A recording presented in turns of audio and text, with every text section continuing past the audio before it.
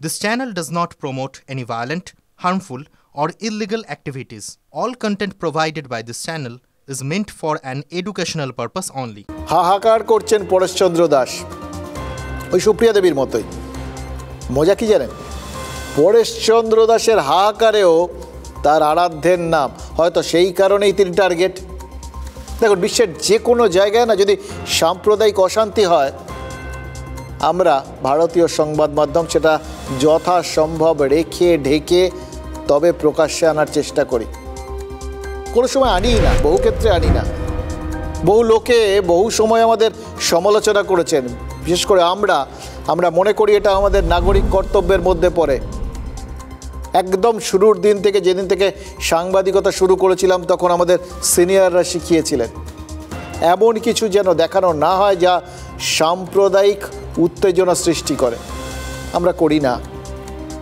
পারতপক্ষে ওই ধরনের জিনিস থেকে অন্তত আমরা নিজেদের কৃতিত্ব জাহির করার চেষ্টা করি না, এড়িয়ে যাওয়ার চেষ্টা করি। কিন্তু দিনের পর দিন বাংলাদেশে যেভাবে বেছে বেছে সংখ্যালঘুদের হামলা চালানো হচ্ছে, টার্গেট করা হচ্ছে, আর তাদের সরকার, ইউনূস সরকার চোখ বুজে সেগুলো এড়িয়ে যাচ্ছে, তারপর কি আর এড়িয়ে থাকা যায়? ঢাকা শহরে ওখানে আমরা দেখলাম যে ইসকনের মন্দির পুড়িয়ে দেওয়া হলো। নামহট্ট একই ব্যাপার।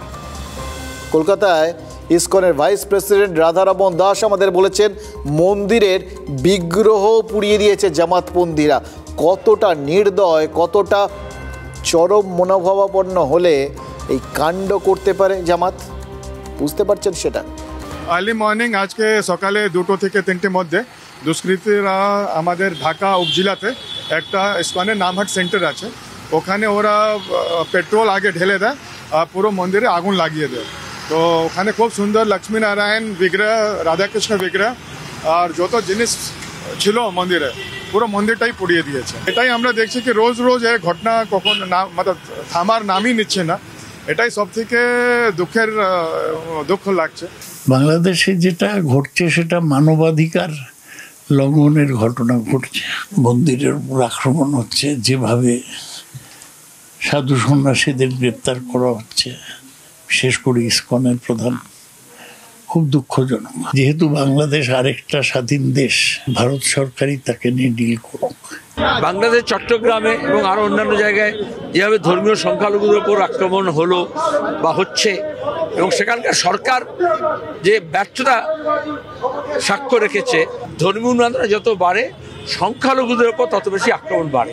একটা দেশে গণতন্ত্র আছে কিনা তার প্রথম সাক্ষ্য হচ্ছে, প্রমাণ হচ্ছে সেখানকার সংখ্যালঘু মানুষ নিরাপদে আছেন কিনা। কেন্দ্রীয় সরকার তো মিটিং করছে, তারা আলোচনা করছে, তারা সমস্ত ঠিক করছে। আমরা তো মরছি, সাধারণ মানুষ আমাদের মরছে, আমাদের মা ভাই বোন সেখানে দর্শিতা হত্যা হচ্ছে। এতদিন বাদে শুধু একজন সচিবকে পাঠিয়ে, ওটা তো মানে সচিব গেলেন, বসলেন, আমরা রেজাল্ট চাই, রেজাল্ট দেখতে চাই, থামছে কিনা। এতদিন বাদে একজন সচিব যাচ্ছেন, কে যাচ্ছে এটা আমাদের কাছে বড় কথা নয়। আমাদের কাছে বড় কথা ওই ঘটনাগুলো থামছে কিনা, বাংলাদেশের থেকে যে খবরগুলো আসছে সেগুলো থামছে কিনা, বাকি মানুষ সুরক্ষিত থাকছেন কিনা। ফলে সচিবকে পাঠিয়ে লোক দেখানো একটা বৈঠক করলে হবে না, সচিবের মাধ্যমে যথাযথ কঠোর বার্তা পাঠাতে হবে বাংলাদেশে। দেখুন, ইসকনের এই মন্দিরগুলো কেন পোড়ানো হচ্ছে সেটা আপনাদের অবাক লাগছে না? এই তো কদিন আগে বাংলাদেশ প্রশাসনের তরফ থেকে বলা হচ্ছিল, যখন ওই চিন্ময় দাসকে কেন গ্রেফতার করা হয়েছে, কেন তাকে ওই ইসকনের প্রধান হিসেবে বলা হচ্ছিল ওখানকার, সেইটা নিয়ে তারা প্রতিবাদ জানিয়ে বলেছিলেন ইসকন তো একে ডিজোন করেছে, একে বার করে দিয়েছিল, এর সাথে ইসকনের কোনো সম্পর্ক নেই। চিন্ময় কৃষ্ণ দাস, তাকে বলা হয়েছে রাজদ্রোহী, সেই জন্য তিনি গ্রেফতার হয়ে রয়েছেন।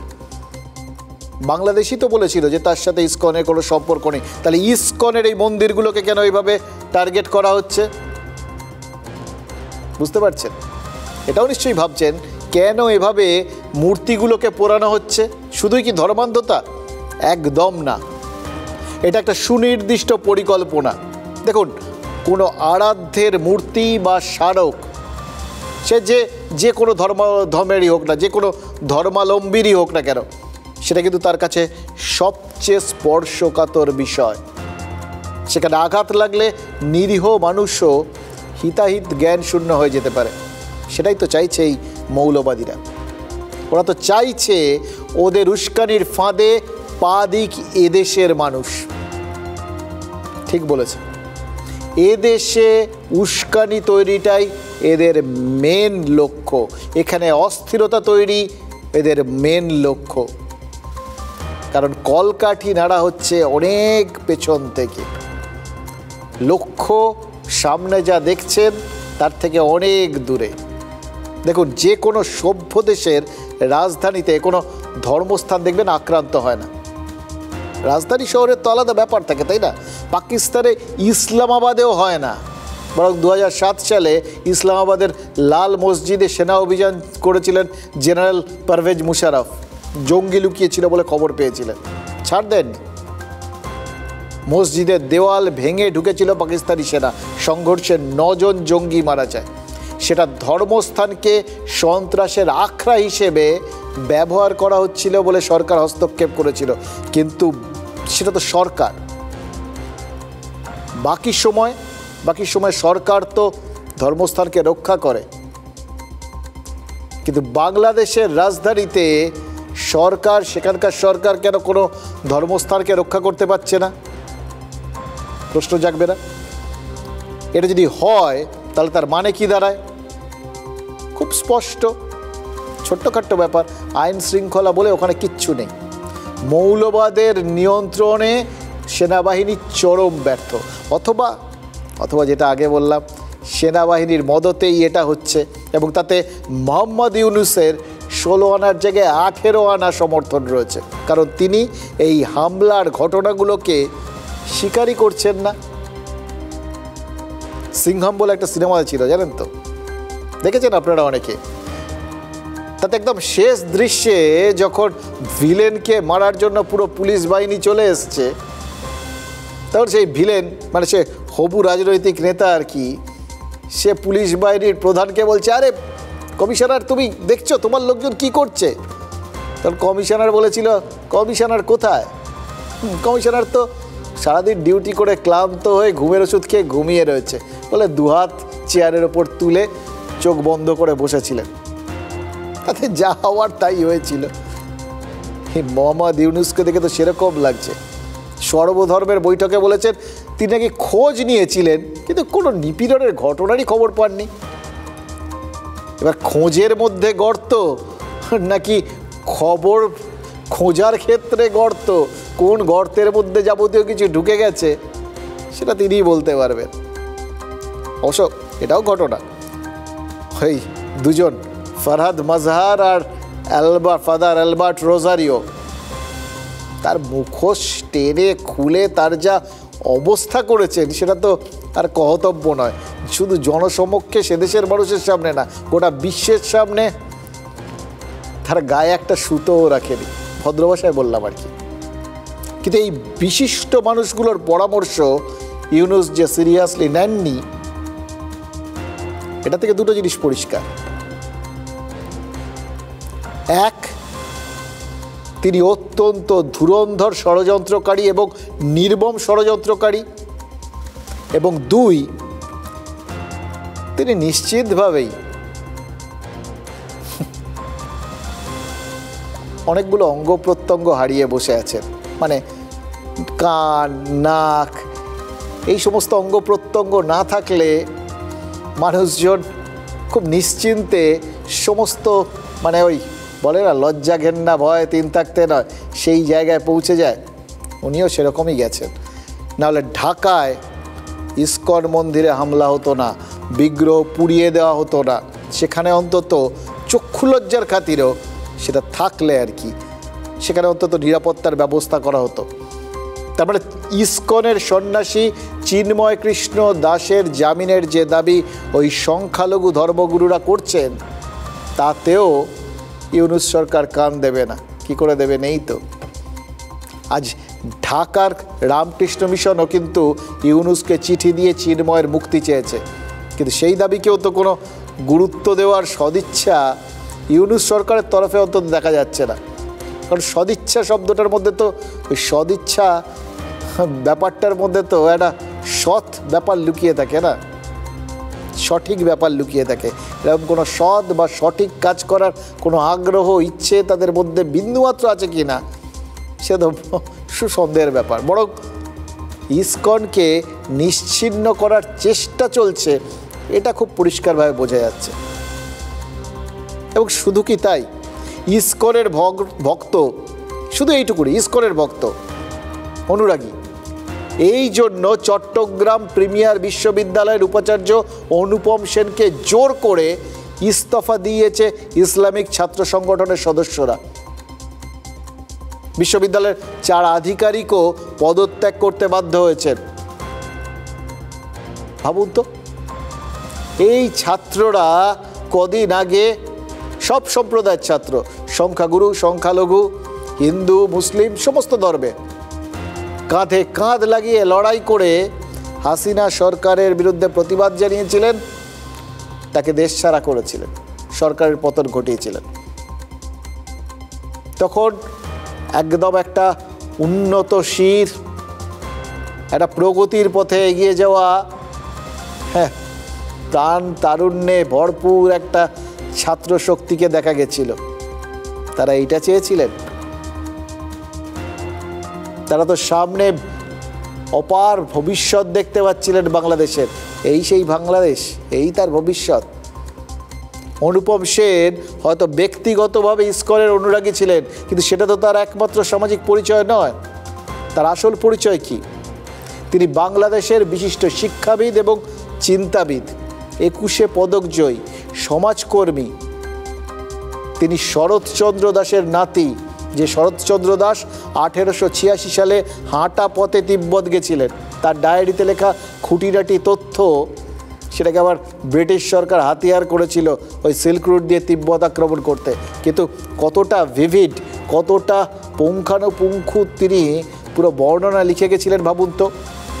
দার্জিলিংয়ের লাসা হাউসে শেষ জীবন কাটিয়েছিলেন শরৎচন্দ্র দাস। বুঝতেই পারছেন, তার পরিবার চাইলেই দেশভাগের সময় ভারতে চলে আসতে পারতেন, কিন্তু অনুপম সেনের বাবা মা চট্টগ্রামকে ভালোবেসে দেশত্যাগ করেননি। ভাবুন, তারা চট্টগ্রামকে ভালোবেসেছিলেন, তারা বাংলাদেশকে ভালোবেসেছিলেন। এই যতগুলো পরিচয় দিলাম অনুপম সেনের, তার সব কিছু ছাপিয়ে তার একটা সব থেকে বড় পরিচয় কি? তিনি বাংলাদেশি। আজ তার শিক্ষা দীক্ষা, বিদেশের মাটিতে বাংলাদেশের মাথা উঁচু করে দেওয়া সব গৌণ হয়ে গেল। মুখ্য হলো তার ধর্মীয় পরিচয়। এরপরে বলবেন যে শান্তিতে নোবেল জয়ীর সরকার চলছে। 84 বছরের একটা মানুষের মনে বিধর্মীদের প্রতি এত ঘৃণা, এত বিদ্বেষ থাকতে পারে? ভাবা যায়? ঠান্ডা মাথায় ঠান্ডা গলায় তিনি সব অভিযোগ তো অস্বীকার করে চলেছেন। হয়তো তাই কিছু কিছু মানুষের গলা তো দাবিয়ে রাখা যায় না। হয়তো তাই বাংলাদেশের প্রধান বিচারপতি সৈয়দ রেফাত আহমেদ নাম না করে ইউনূসকে রাজধর্ম স্মরণ করিয়ে দিয়েছেন। কিন্তু বলে না, ওই চোরা না শোনে ধর্মের কথা। চিন্ময় কৃষ্ণ দাসের নাম বিচারপতি করেননি, কিন্তু বলেছেন কেউ যাতে ন্যায় বিচার থেকে বঞ্চিত না হন সেটা দেখতে হবে। এবার কে দেখবে এটা তো জানি না, আদৌ দেখবে কি না সেটাও জানি না। কিন্তু এটা বলার পর তার বাড়িতে ছাত্র আন্দোলনকারীরা হামলা করবে কিনা, বা ছাত্র আন্দোলনকারীদের বেশে জামাত হামলা করে কিনা, সেটার জন্য অপেক্ষা করে থাকতে হবে। এক বিচারপতির পদত্যাগের দাবিতে তো এর আগে তার বাড়ি ঘেরা হয়েছিল। কিন্তু ভাবুন, হাসিনার বিরুদ্ধে যারা পথে নেমেছিলেন তাদের তো 4 মাসেই মোহভঙ্গ হয়েছে।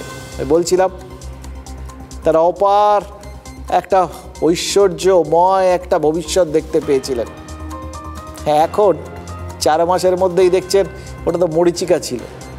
গণ অভ্যুত্থানে যারা মারা গেছেন তাদের পরিবার এখন সবচেয়ে বঞ্চিত, সবচেয়ে অবহেলিত। যারা পঙ্গু হয়েছেন তাদের দিকে ফিরেও তাকাচ্ছে না বর্তমান সরকার। অথচ এদের রক্ত, এদের ঘাম, এদের আবেগ, এই সমস্ত কিছু দিয়ে চাষ করা জমিতেই তো এই সরকার নিজের সরকারি ইমারত গড়েছে, আর এখন তার বাগানে সন্ত্রাসের চারা পুঁতছে জামাতপন্থী ইউনূস সরকার। হায় রে, দিন বদলের স্বপ্নে মাতোয়ারা সব রোম্যান্টিক প্রাণ তখন বোঝেননি যে তাদের রক্ত, তাদের ঘাম, তাদের আত্মত্যাগ, এই সব কিছু আসলে একটা বড় সরকার তৈরি করেছে।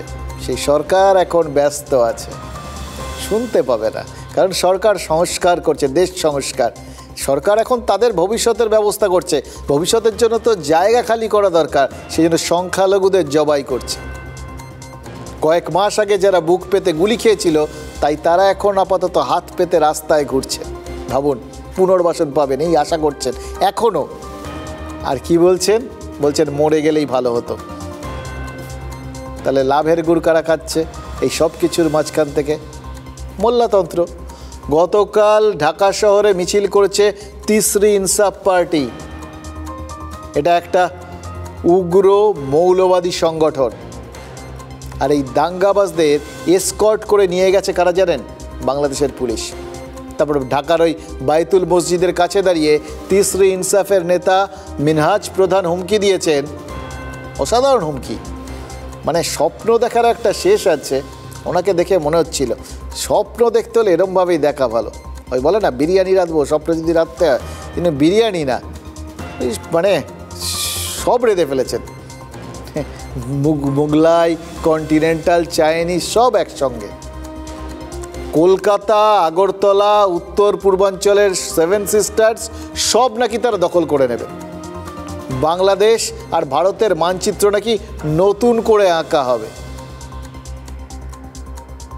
ভাবুন তো, কি ভয় পাচ্ছেন না?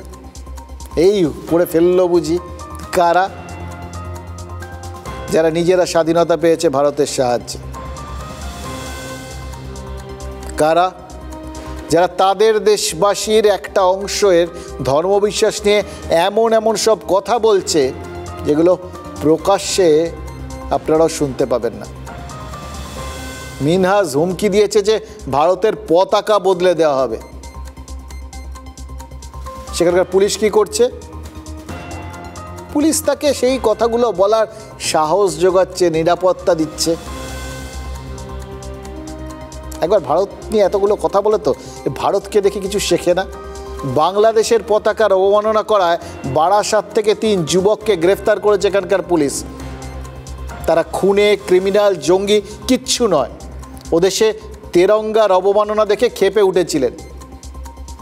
কিন্তু এখানকার সরকার, এখানকার পুলিশ সেটাই করেছে যেটা একজন দায়িত্বশীল সরকার, একটা দায়িত্বশীল পুলিশের কর্তব্য। বিশ্বের কোনো দেশের পতাকা, কোনো দেশের মানুষের অবমাননা করার অধিকার থাকে না। এটা একটা সুস্থ মানসিকতা। এই সুস্থ মানসিকতার পরিচয় রেখেছে এখানকার সরকার, এখানকার পুলিশ। আর বাংলাদেশ সরকার ঢাকার রাস্তায় দাঁড়িয়ে ভারতের পতাকা বদলে দেওয়ার হুঙ্কারে ইন্ধন দিচ্ছে। তাও কখন? যখন ভারতের বিদেশ সচিব বৈঠক করতে ঢাকায় যাচ্ছেন ঠিক তার আগে। তাহলে বুঝতে পারছেন তাদের সদিচ্ছাটা ঠিক কতটা। চট্টগ্রাম নিয়ে লাফালাফি করেন না। আপনারা যদি চট্টগ্রাম নিয়ে লাফালাফি করেন, আমরা কলকাতা, 7 সিস্টার, আগরতলা সবকিছু নিয়ে টান দেব এবং মরহুম আব্দুল হামিদ খান বাসানির পূর্ণ মানচিত্র নিয়ে নেব। আমরা ভারতকে খণ্ড খণ্ড করে ছেড়ে দেব। ভারতের মধ্যে পতাকা, কালেমার পতাকা উত্তোলন করে ছেড়ে দেব। ভারত শাসন করবে মুসলমান। দেখে মনে হচ্ছে না যাত্রা দেখছেন? তাহলে এইটা জিজ্ঞেস করতে ইচ্ছে করছে না, আরে এই লোকটা কে রে, কোন শান্তি গোপাল? এই লোকটা একটা অর্ধশিক্ষিত এবং মৌলবাদী। জানেই না যে ভারত কি, ভারতে কজন লোক থাকে, ভারত কি করলে ওখানে কি হতে পারে। এটাও জানে না যে এই দেশটাকে, বাংলাদেশকে স্বাধীন করার সময় ভারতীয় সেনা যখন পাক সেনাদের আত্মসমর্পণ করিয়েছিল, চাইলে দেশটাই দখল করে নিতে পারত, করেনি, ওদের হাতে দিয়ে এসছে। যদি নেওয়ার হতো তখনই নিয়ে নিতে পারতো। আজ পর্যন্ত ভারত কোনোদিন বলেনি। এরা নিজেরা ওই অটো কল্পনা বলে না, মনের মধ্যে অটোমেটিক্যালি সব কল্পনা তৈরি করছে। এগুলো ইন্ধন। কিছু তো একটা উস্কানি দিতে হবে। এই নিয়ে নিল, চট্টগ্রামটা নিয়ে নিল। এর দুটো লাভ। এক, এই বলে চট্টগ্রামকে বাঁচাতে হবে, চট্টগ্রাম আমাদের দেশের অঙ্গ, এই বলে চট্টগ্রামের পর ঝাঁপিয়ে পড়া যাবে। কারণ চট্টগ্রামে সংখ্যালঘু হিন্দু সম্প্রদায়ের মানুষ বেশি থাকেন, তাদের আক্রমণ করার একটা লাইসেন্স পেয়ে যাওয়া যাবে। আর একই সঙ্গে ভারত বিদ্বেষটা আরও একটু বাড়িয়ে দেওয়া যাবে। এই ধরনের মানুষ এই ধরনের স্লোগান কখন দিতে পারে ভাবুন, যখন পেছনে সরকারের মদত থাকে। আর সরকার কখন এইরকম মদত দেয় যখন সরকার নিজে জানে কোনো কিছুই তার হাতে নেই, সব মায়া।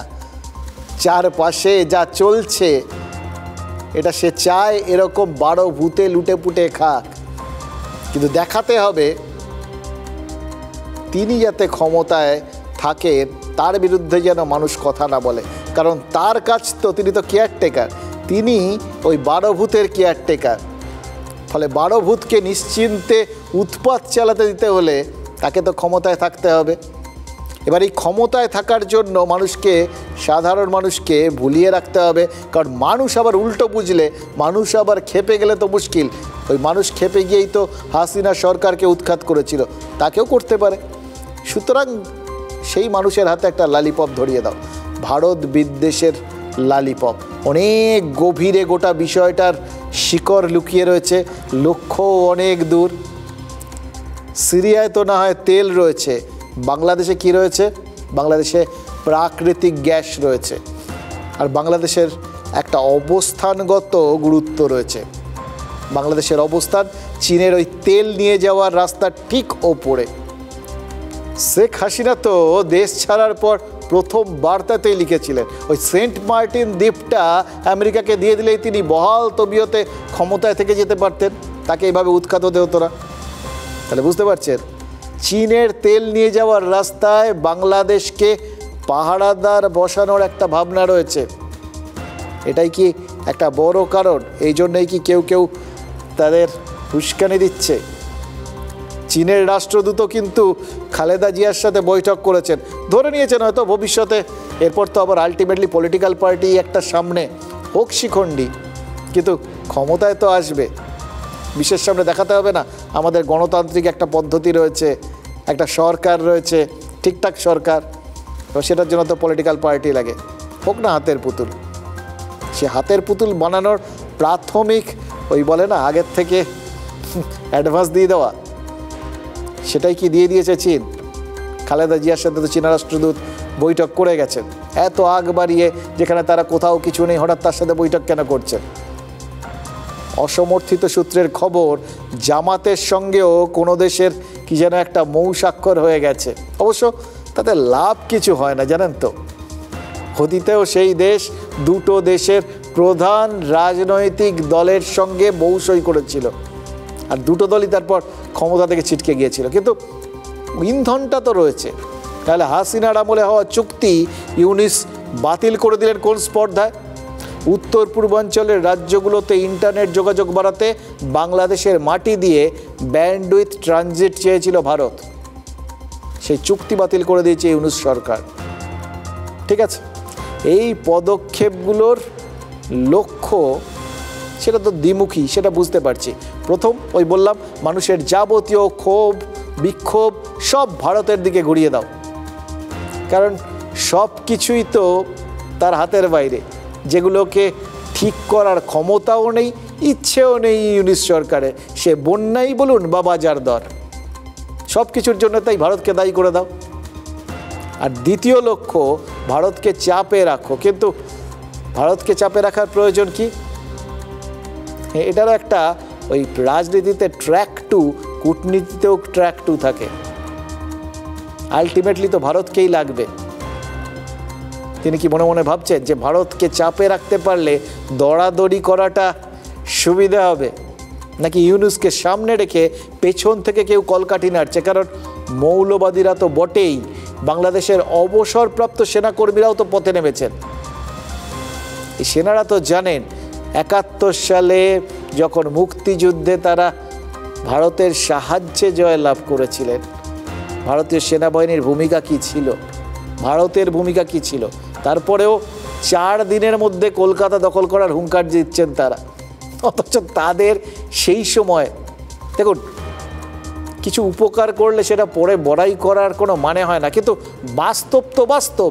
হাতে গাদা বন্দুক নিয়ে গ্রামের ক্ষেত খামারের মধ্যে দিয়ে দৌড়ে গেলেই যুদ্ধ হয় না তো। সেই সময়ের মুক্তিযোদ্ধাদের তো ভারত তুলে নিয়ে এসে ট্রেনিং দিয়েছিল, ঠিকভাবে বন্দুক চালাতে শিখিয়েছিল, তারপর তাদের নিয়ে গেছিল, সাহায্য করেছিল, কাঁধে কাঁধ মিলিয়ে ভারতের সৈন্যরা যুদ্ধ করেছিল। এখন তারা যুদ্ধের হুঙ্কার দিচ্ছেন, ভাবুন তো। আবার বলছেন ভারত তো দূরের কথা, আমেরিকাও নাকি তাদের সঙ্গে পারবে না। এটা শুনে নিশ্চয়ই ইউনূস সাহেবেরও বুকটা ধুক করে উঠেছে। এটা গোলমাল হয়ে গেল না? আমেরিকাকে তো এখন আক্রমণ করার কথা নয়, এটা তো এখন বলে দিইনি। এটা বলল কি করে? এখন তো বাইডেন কুর্সিতে, বাইডেনের সাথে তো ভালো সম্পর্ক। ডোনাল্ড ট্রাম্প কুর্সিতে বসুন, তারপর তো আমেরিকা শত্রু হবে। দেরি আছে তো, 1 মাস অন্তত দেরি আছে, জানুয়ারি। আচ্ছা, বাংলাদেশের সেনাবাহিনীতে কি ঠিকভাবে এই কথাগুলো প্রম্পট করার লোক নেই? নিজেরা বলতে পারেন, এটা আমরা জানি, প্রম্পট করে কেউ তারপর বলে, কিন্তু সেটারও কি একটা ঠিক সিস্টেম ইউনূস সাহেব তৈরি করতে পারেননি? নাহলে এই সমস্ত হাস্যকর কথাবার্তা এবং বেহিসেবি কথাবার্তা কি করে বলছে সে দেশের সেনাবাহিনীর প্রাক্তন লোকজন? ভারত তো দূরের কথা, আমেরিকা আমাদের সাথে টিকবে না ইনশাআল্লাহ। আমরা বলতেছি 4 দিনের মধ্যে আমরা কলকাতা দখল করে নেব ইনশাআল্লাহ। আমরা দখল করে নেব। সামরিক বাহিনী, ছাত্র জনতা, আমরা একত্রে আছি। আমরা রাওয়ার 5000 সদস্য, এই 5000 সদস্যের মধ্যে অর্ধেকই নবীন, 2500 আমরা যুদ্ধের মাঠে যেতে পারি। আর এর সাথে যদি 30 লাখ ছাত্র জনতা যোগ হয়, তাহলে ভারত তো দূরের কথা, আমেরিকা আমাদের সাথে টিকবে না ইনশাআল্লাহ।